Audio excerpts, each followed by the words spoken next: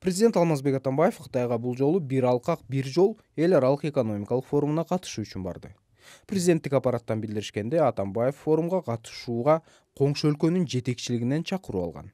Форум менен катар иш сапардын жүрүшүндө Кытайдын төрагасы Си Цзиньпин менен жолугарын өлкө башчысынын маалымат кызматынын жетекчиси Алмаз Үсөнов Пекинге аттанаар алдында билдирген эле. 14-15 майда өтө турган бир алкак бир жол эл аралык форум ишине катышат. Атамбаев менен Си Цзиньпин өлкөнүн жолугушуусу күтүлүүдө.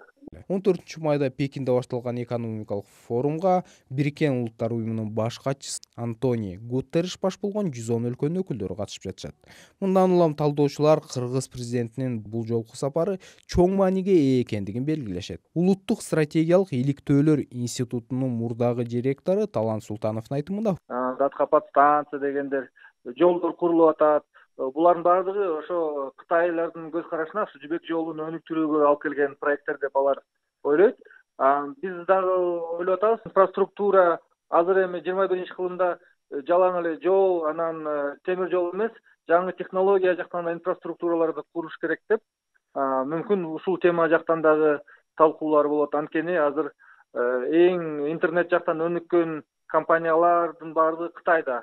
Бир алкак бир жол демилгеси Кытайдын жибек жолун экономикалык кууруу жана 21-кылымдын деңиз жибек жолу долбоорлорунан түзүлгөн платформа. Бул демилгени Кытайдын төрагасы Си Цзиньпин 2013-жылы Шанхай кызматташтык уюмунун Бишкектеги саммитинде жарыялаган эле. Платформа мурдагы жибек жолу өткөн өлкөлөр менен Кытайдын экономикалык алакаларын күчөтүп, чыгыштан батышка карай тоскоолдуксуз карым-катнаш түзүү максатын көздөйт. Бул концепцияны ишке ашырууга Кытай өкмөтү акыркы 3 жылда 50 миллиард доллар бөлгөндүгү кабарланган.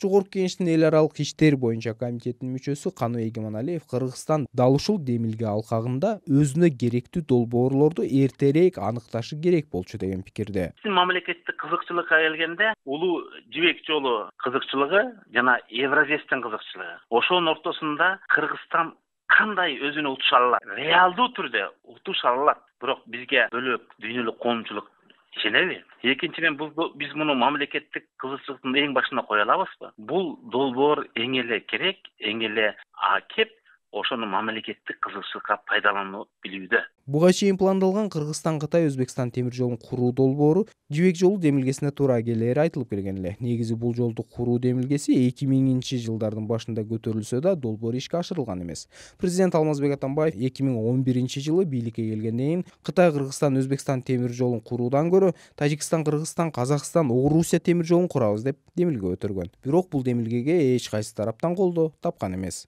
Акыркы жылдары Алмазбек Атамбаев Кытай Кыргызстан Өзбекстан темир жолу курулушу керек пикирге кайтып келгендигин байкоого болот. Былтыр Өзбекстанга жаңы жетекчилик келгенден тарта бул долбоор жанданып, сүйлөшүүлөр жүрүп жаткандыгын бийликтегилер кабарлашкан. Президент Алмазбек Атамбаев быйыл жыл башындагы Кытайга сапарында бул долбоор талкууланаарын билдирген, бирок андан бери кандайдыр бир жылыш байкала элек. Кытай Кыргызстандын негизги соода өнөктөштөрүнүн бири, расмий маалымат боюнча тараптар дипломатиялык мамиле түзгөн 25 жыл аралыгында Кыргызстанга Кытайдан келген түз инвестициянын көлөмү 1,2 миллиард доллардан ашкан. Бакыт Асанов, Азаттык, Бишкек.